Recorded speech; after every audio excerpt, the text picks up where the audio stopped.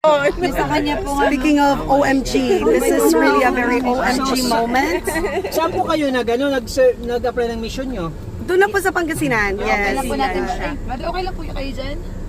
Okay lang po. Kaya.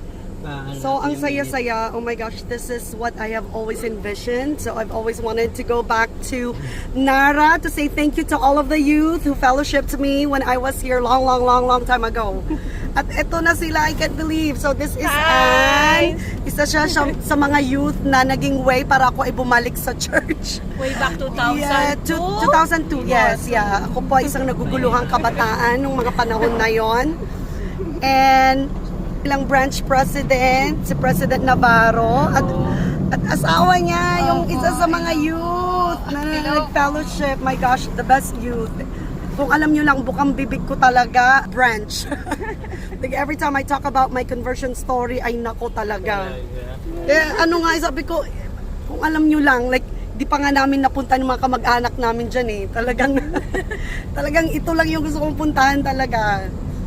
Na parang yung youth na naguguluhan nun, kung alam nyo lang nakapag-mission na, 4 na ang anak, 4 na lalaki yung anak ko. Iyakin pa dati. Iyakin pa rin ako until now.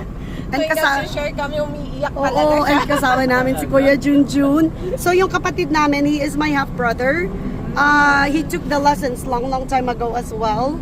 Hindi pa siya member pero malapit na. Sinapian na siya ng spirito. Ramdam na niya. Sabi sila poses. Kahit hindi ako Hindi, spirito, Holy Ghost. Darating ang time. Oo. Naramdaman niya talaga, ramdam.